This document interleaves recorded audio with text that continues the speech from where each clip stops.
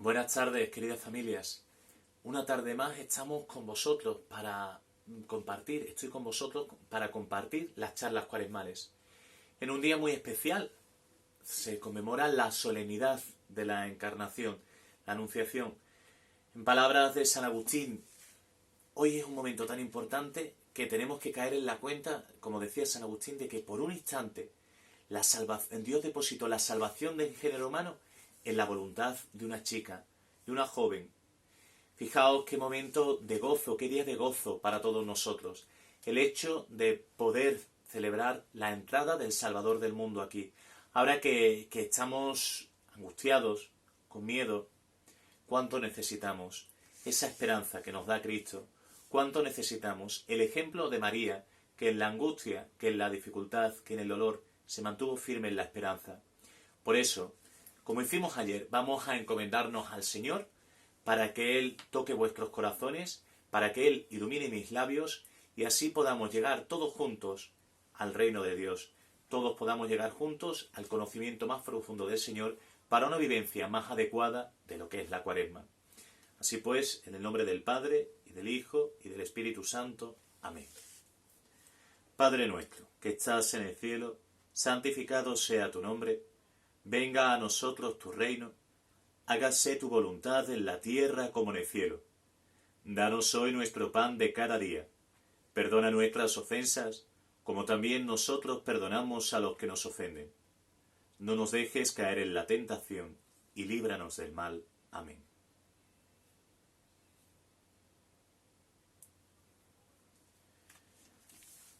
Bueno, pues, como anunciaba ayer, el hilo conductor de estas charlas cuaresmales responde al siguiente título. ¿Fue Cristo feliz? Puede que alguno piense que en estos momentos plantearse la felicidad sea algo absurdo, cuando en realidad lo primero que nos tenemos que plantear es la vida, nuestra salud, cuando ahora todo se vuelve unas calles desérticas, vacías, que dan un poco de susto, cuando uno enciende la tele, ve las noticias y encuentra cómo está la situación en otras partes de España, cómo empieza a estar en Sevilla. ¿Tiene sentido plantearse la felicidad? Sí, tiene todo el sentido del mundo. Porque el trabajar por vivir aquí y ahora esa felicidad será lo que disipe las tinieblas de la angustia. Como decíamos ayer, el poner la centralidad de Dios en nuestras vidas será lo que nos evite caer en una rutina que nos absorba y nos consuma la energía. Y por el contrario, nos dará nuevo ánimo, nueva energía, para afrontar cada día con su afán, como nos dice el Señor. Y por eso, vamos a partir de la base de Cristo fue feliz, porque, como decíamos ayer, hay una premisa clara.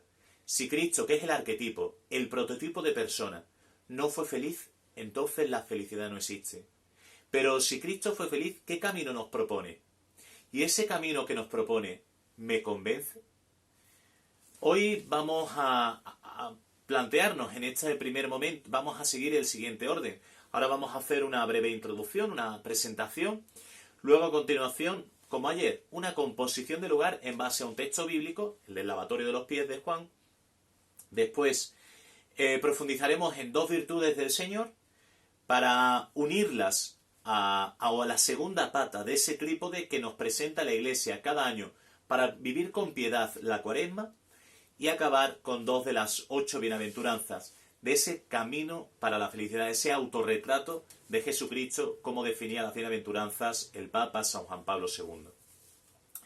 Y así me gustaría empezar planteando, bueno, Jesús nos invita para vivir ese camino hacia la felicidad, nos invita a vivir desde la fraternidad. La fraternidad, como dice Benedicto XVI, la fraternidad cristiana es distinta de cualquier otro tipo de fraternidad social, porque tiene una dimensión ontológica. Partimos de la base de esa enseñanza que nos hace Jesús. Todos somos hijos de Dios, por tanto, todos somos hermanos entre nosotros. Y ser hermanos ya implica que nos relacionemos de forma especial y concreta, es decir, te tienes que preocupar por el otro, tienes que dedicarle tu tiempo, tienes que mostrar un sincero interés, incluso llorar con el otro cuando corresponda. Es decir, realmente tu vida tiene que estar condicionada por la del otro. No podemos vivir en una burbuja, sino que tenemos que salir, como modernamente se llama, de esta nuestra zona de confort para el encuentro con el otro. Y entonces nos encontramos con Jesús. Jesús verdaderamente vivió la fraternidad. Es cierto que él estableció una relación con Dios Padre distinta de la nuestra, es decir, él hablaba de mi Padre, vuestro Padre. ¿Por qué? Bueno, pues porque Jesús es el unigénito de Dios, el Hijo de Dios. Nosotros, como nos dirá San Pablo, somos hijos en el Hijo, hijos adoptivos. Pero aún así, Jesús vivió esa fraternidad, es innegable. O sea, pensémoslo bien. Él, cuando se le presentó una persona con necesidad, un pobre, un enfermo, él salió a su encuentro, se compadeció de él, se le estremecieron las entrañas, que nos llega a decir San Marcos. Por eso podemos decir que Jesús vivió la fraternidad. Ahora bien, y esa fraternidad, esos hermanos suyos a los que curó, esos hermanos suyos a los que alentó, ¿dónde estuvieron cuando Jesús los necesitó? ¿Dónde estaban en ese juicio en que Pilatos pregunta ¿a quién salvar? ¿A Barrabás o al Nazareno? ¿Dónde estaban? Quizá alguno de esos siguió con su vida, porque su vida, sus cosas eran más importantes. Alguno quizá asistió con morbo desde la lejanía, otro con indiferencia. ¿Quién sabe? ¿Quién sabe si encima, entre aquella turba de gente que clamaba por su muerte, estaría alguno de los que él curó, que temiendo sin señalarse como seguidor suyo, como discípulo suyo, incluso se autoconvenció de una mentira, pensando que había sido seducido por aquel que usaba malas artes y hechicerías, y así se sintió protagonista, y así se sintió parte de aquellos que pidieron su muerte. Realmente merece la pena ser fraternal, vivir la fraternidad, cuando alguien a quien quieres, a quien has ayudado, te responde con desprecio, te responde con odio, te responde sin darte el beneficio de la duda, malinterpretándote, buscando segundas intenciones donde no las hay. La fraternidad es camino para la felicidad. Y en este sentido encontramos también la generosidad. Es decir, Jesús fue generoso, dio lo que tenía, es decir, él era pobre, pero dio su palabra, dio sus milagros. Oye, eso es muchísimo. Y sin embargo, dicen, el que cosecha amor, siembra amor. ¿Qué cosechó Jesús en la cruz? ¿Qué cosechó Jesús en su pasión? Nada. Bueno, espérate. Sí cosechó, hombre. Cosechó traición, cosechó escupitajos, cosechó burlas, cosechó clavos, corona de espinas. Oye, la generosidad, darlo todo sin recibir nada a cambio, ¿merece la pena? ¿Será eso camino de santidad? ¿No estaría mejor haber dado las cosas? ¿No sería más inteligente, más apropiado, más razonable? Y nadie le había dicho lo contrario. Dar tu vida, dar lo que tenías, tus dones, por aquel que te lo... ya no digo corresponder, pero por lo menos agradecer. Bueno, aquí nos encontramos con Romanos 5, que nos dice, puede que haya alguien que dé la vida por un justo, por un hombre bueno tal vez, pero el amor de Dios llevó a dar la vida a su Hijo, incluso por nosotros siendo todavía pecadores. Jesús sigue apostando por la generosidad, sigue apostando por la fraternidad como camino hacia la santidad. Hoy vamos a ver también, entrando ya en materia, un episodio en el que nos muestra esa fraternidad. Y es el del lavatorio de los pies, que además empieza con una frase preciosísima del Evangelio de Juan, en el capítulo 13. Sabiendo Jesús que había llegado su hora de partir de este mundo al Padre, habiendo amado a los suyos, los amó hasta el extremo. Nos amó, a ti y a mí, hasta el extremo. ¿Cómo sería? Vamos a hacer, como decíamos ayer, una composición de lugar. ¿Qué sentimientos habría en esa gran sala del cenáculo? Pues probablemente habría nervios, porque es una de las fiestas más importantes. Quizá alguno tendría tensión porque notaría el ambiente cargado. ¿Qué sentiría Judas Iscariote? A lo mejor sentiría miedo de pensar que Jesús leyera en su corazón que Jesús lo acusase en público, que Jesús lanzase al resto de los apóstoles sobre él y le mataran o le hicieran daño. ¿Qué sentiría Jesús? Por un lado, la tristeza de saber que uno de los suyos le iba a entregar. La pena honda, porque los suyos le iban a abandonar. Hasta Pedro lo iba a negar.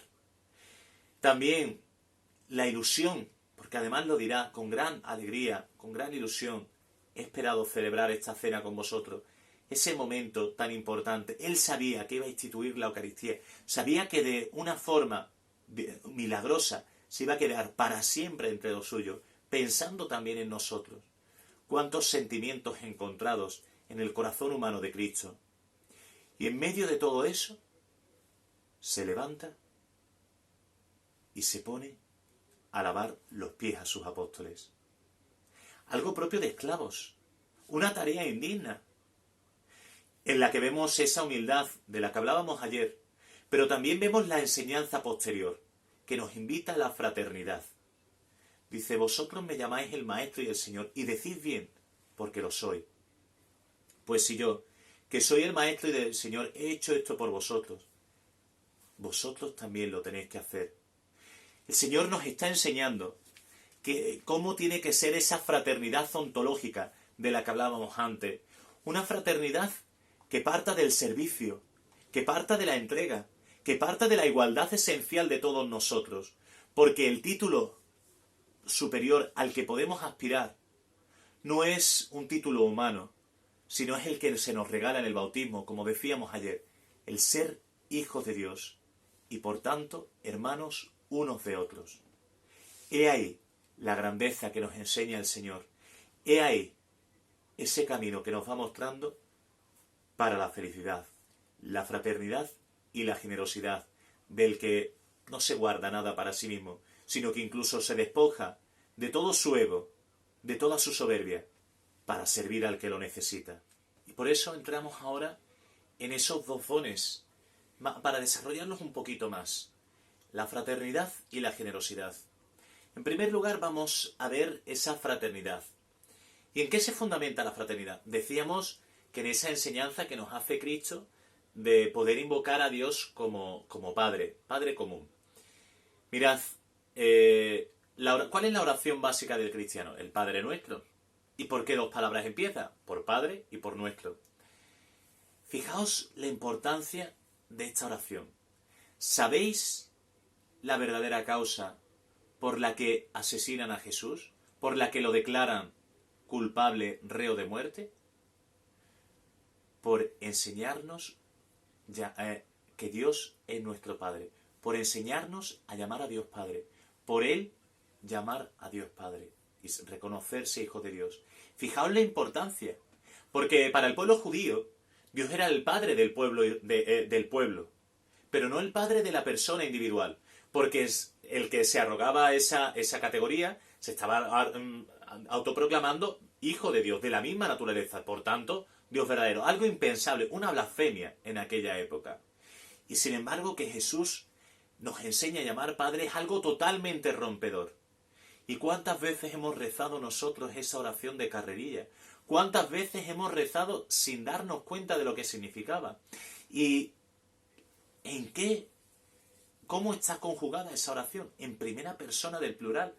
Padre nuestro, venga a nosotros tu reino, danos hoy nuestro pan de cada día, perdona nuestras ofensas, no nos dejes caer en la tentación, líbranos del mal. Es decir, empieza con ese sentimiento colectivo de aquellos que somos hermanos, porque si Dios es Padre de todos nosotros, tú y yo somos hermanos, por lo tanto yo estoy invitado a preocuparme de si tú tienes el pan todos los días, a interesarme realmente en que, bueno, pues si tú me has perdonado, si tú me has hecho algo, yo perdonarte, y si yo te he hecho algo, pedirte perdón.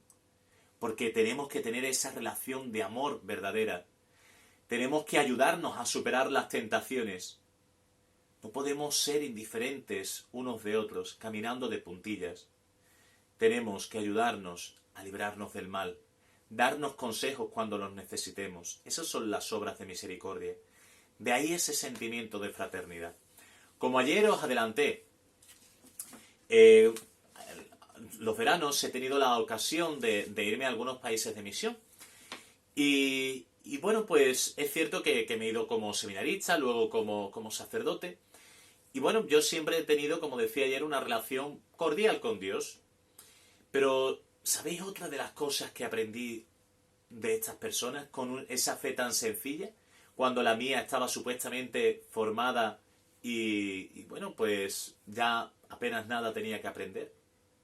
Cuando, en medio de esas conversaciones en las que te abrían el corazón, la gente decía, Diosito querido, papá Dios, papá Dios. Yo nunca había tenido esa sensación, ese sentimiento filial hacia Dios.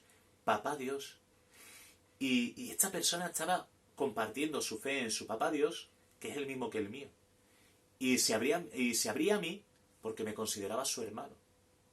Nos acabábamos de conocer y sin embargo, nada más el hecho de saber que teníamos la misma fe nos identificaba, nos unía de una forma sobrenatural. He ahí la fraternidad. He ahí la necesidad de comprender y de vivir la fraternidad como un camino hacia la felicidad. Porque el que se encierra en sí mismo, la persona que busca solo su felicidad, la persona que se deja llevar por su interés o por su egoísmo, esa persona quizá no sufra, pero tampoco vive, porque no ama. Esa persona quizá tenga una larga vida, pero una vida cuantitativamente larga, cualitativamente vacía. Es necesario descubrir la fraternidad, vivir la fraternidad. Y si te responden con indiferencia, y si te responden con odio, y si te responden de cualquier forma que no sea la que tú esperabas, ten la conciencia tranquila, porque tú habrás amado como Cristo, hasta el extremo. Y entramos en la segunda virtud, la generosidad. Encontramos la generosidad como uno de los frutos del Espíritu Santo, como una actitud, una virtud, es decir, ese hábito prolongado en el tiempo, muy positiva, muy valorada. Desde el Éxodo, en el Levítico también se nos insiste, en el Deuteronomio, ese dar, esa generosidad incluso con el extranjero, esa capacidad de hospedar. En el libro de los Proverbios también, en el Nuevo Testamento, Jesús alaba la generosidad de esa pobre viuda que echó unas monedillas en el arca del templo.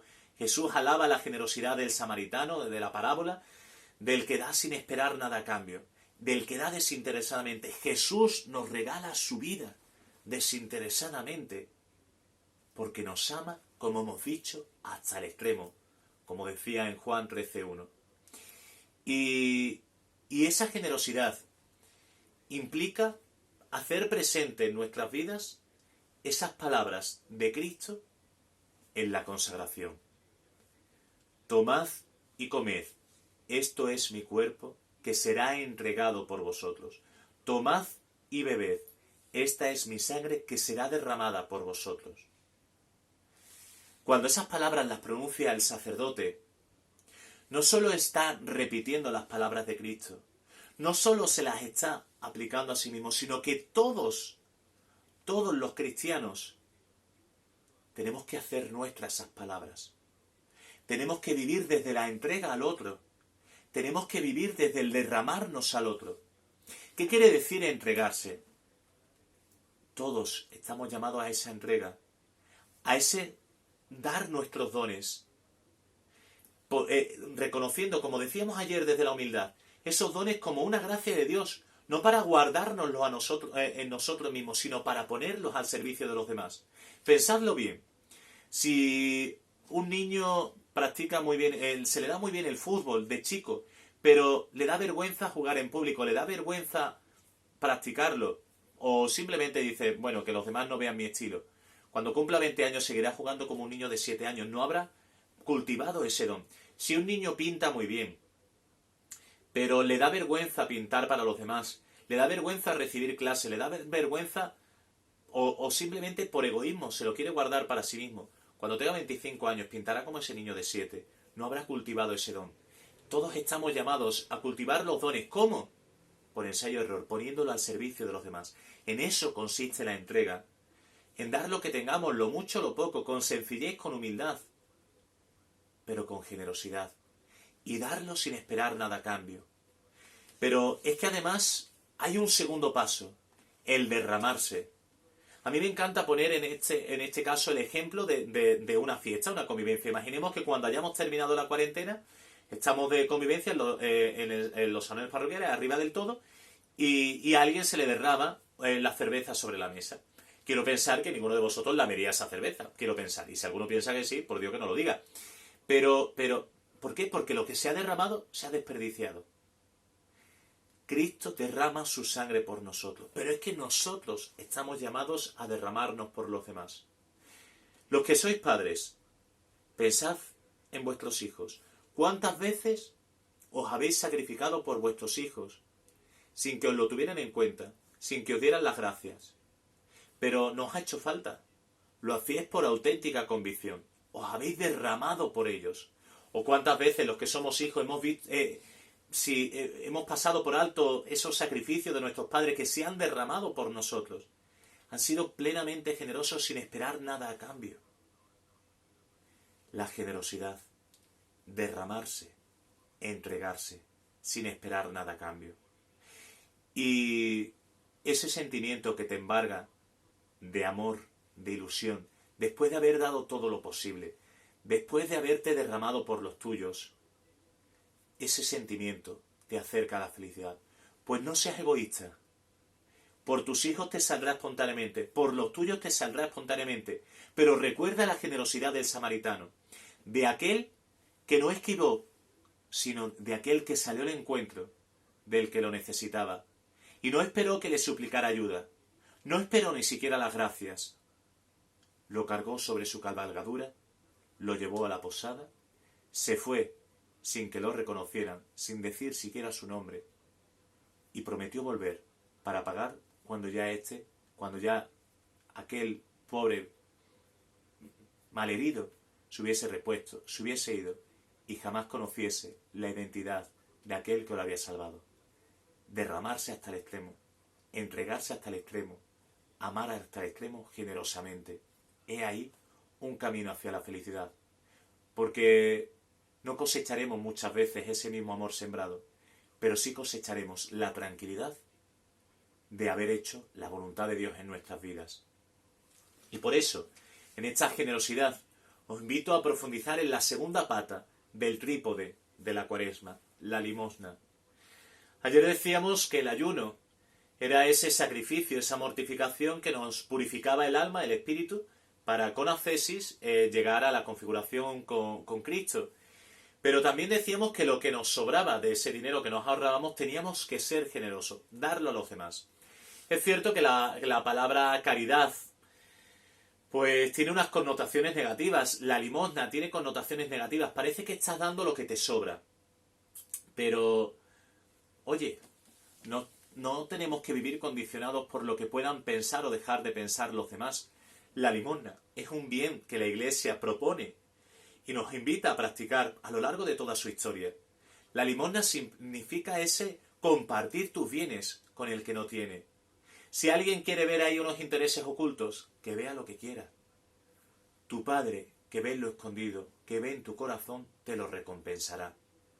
La limosna significa trabajar activamente por la justicia. La limosna significa compartir los bienes de la tierra. La limosna significa proveer el pan nuestro de cada día del que no lo tiene. La limosna significa una obra de misericordia activa, no pasiva, un amor que sale al encuentro, un amor que se manifiesta, que se hace tangible. La limosna significa expresar el amor, ya no solo el amor de Dios, ya no solo de palabra, sino también con obras. Por eso es importante ahora en estos momentos en los cuales nos encontramos en cuarentena, que podemos decir, bueno, pero yo ahora no puedo practicar la limosna. Es cierto que no puedes practicar la limosna con las personas de la calle, pero sí buscar esa generosidad con el que tienes en casa. pues a lo mejor ayudar más en las tareas del hogar, a lo mejor ayudar en otro tipo de tareas, de funciones, de labores, y sobre todo ahorrar, para que cuando pase esta situación donde tantas familias lo están pasando mal, tú que has sido hormiguita, mejor dicho, que has sido cristiano y que has ido ahorrando, no pienses solo en ti, sino en estas personas, para salir con tu generosidad al encuentro del que lo necesita. Porque ser cristiano significa descubrir en el otro a tu hermano, aquel que también es hijo de Dios, aquel que también su vida es única, valiosa y repetible, aquel que también tiene esa dignidad inalienable, esa alegría de saber que estáis todos llamados a la casa del Padre, al encuentro del Señor, y aquí ahora a construir el reino de Dios. Por eso, fraternidad, generosidad como camino para la felicidad. Y ya por último, vamos a ver esas dos bienaventuranzas que, en base a lo que hemos visto, nos marcan por hoy el camino a la felicidad. En primer lugar, vamos a ver la segunda bienaventuranza que dice: bienaventurados los mansos, porque ellos heredarán la tierra.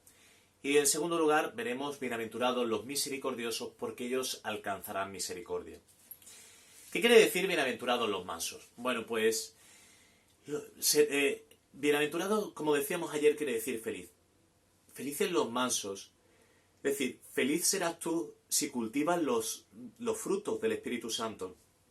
Ya sabéis los frutos: caridad, gozo, paz, paciencia, benignidad, longanimidad, fe, modestia, mansedumbre, continencia, castidad. Es decir, esa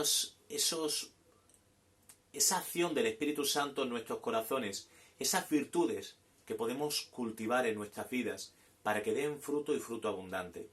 En concreto, la mansedumbre es la actitud de aquel que frente al odio responde con respeto, con calma, con paciencia. Serás feliz si en tu vida desechas todo lo que sea el rencor como respuesta al que te odia o al que te hace daño, para llenarte de ese amor.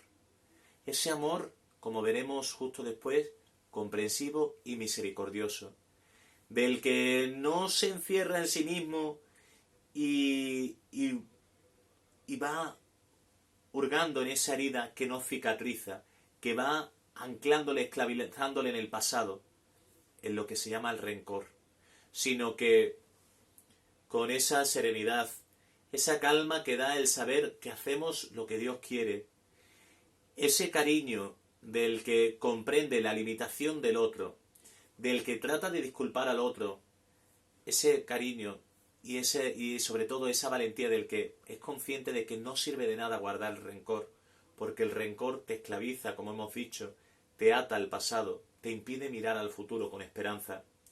La mansedumbre, por tanto, nos invita a mantener siempre esas formas, como hizo Cristo, desde esa mansedumbre, desde esa paciencia, incluso en la cruz, que le lleva a decir: Padre, perdónalos porque no saben lo que hacen. Incluso en el momento del juicio, cuando Jesús, ante las acusaciones, callaba. Incluso ante tantas veces a lo largo de su vida pública, que Jesús, en vez de mandarlo todo a la porra, seguía explicando con parábolas, seguía corrigiendo fraternalmente, seguía caminando con los suyos para ilustrarles sobre Dios, para mostrarles el reino de Dios. Heredaremos la tierra, la haremos un lugar fértil si entre todos la llenamos, la cultivamos de los dones del Espíritu Santo. Por eso, ahora que existen tantas fricciones en la familia, os invito a practicar la mansedumbre, esa paciencia, esa calma, esa serenidad, esa comprensión con el otro. Pero también hemos visto que Jesús nos invita a esa generosidad, a esa fraternidad, y por eso la bienaventuranza en la que hoy os invito a profundizar es la que dice: bienaventurados los misericordiosos, porque ellos alcanzarán misericordia. En el año de la misericordia que celebramos hace ya unos cuantos años, pues tuvimos mucho tiempo para reflexionar sobre esto mismo, sobre este concepto que hasta entonces nos costaba definir.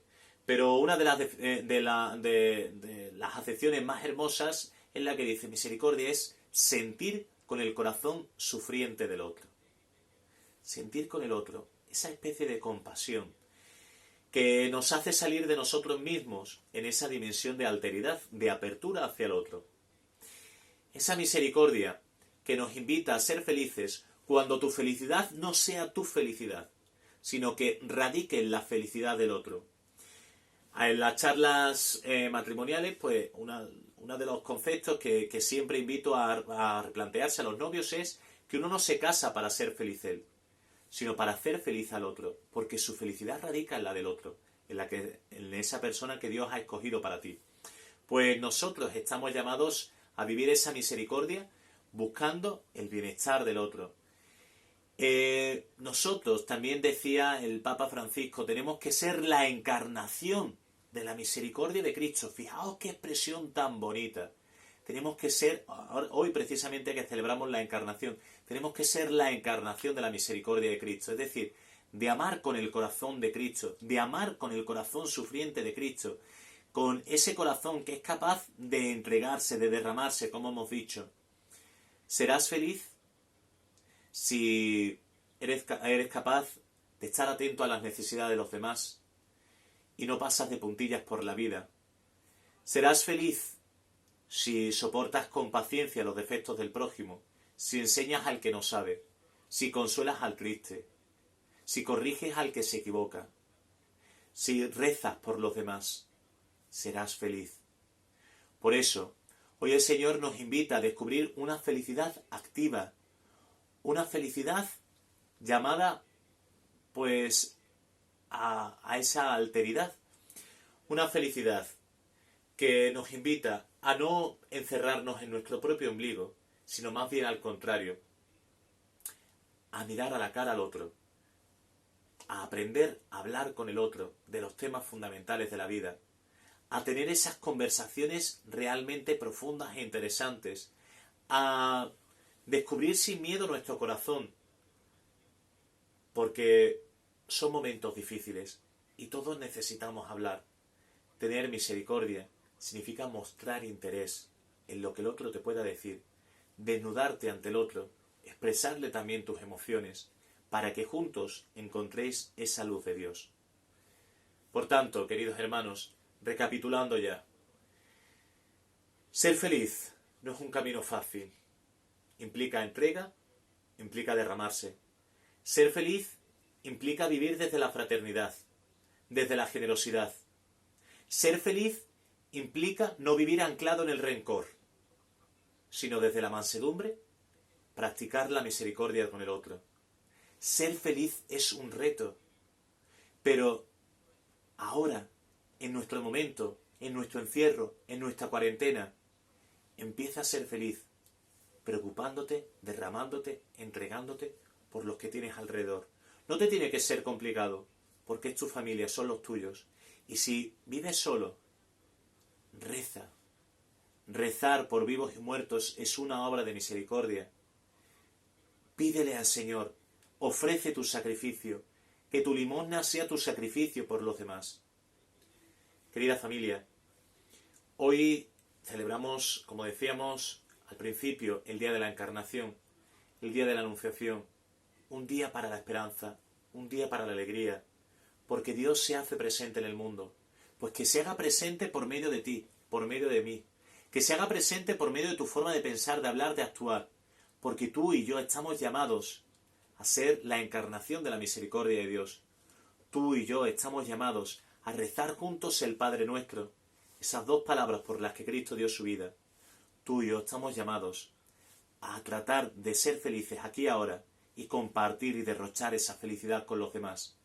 Que nuestra felicidad, basada en la esperanza, basada en el ejemplo de Cristo, sea luz para los demás. Cristo fue feliz al ser fraterno. Cristo fue feliz al ser generoso.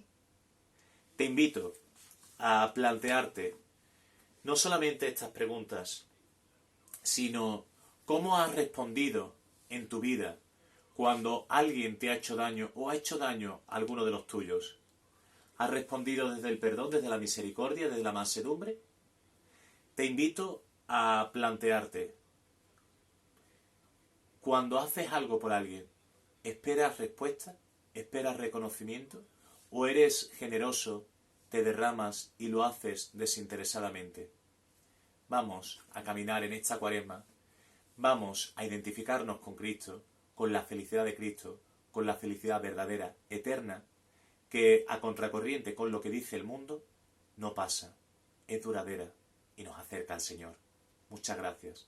Nos encomendamos unidos a la Santísima Virgen María en este su día para pedirle la intercesión por todos nosotros, nuestros familiares, por todos los enfermos, por los difuntos y por todos los que trabajan para combatir el coronavirus. Dios te salve María, llena eres de gracia, el Señor es contigo.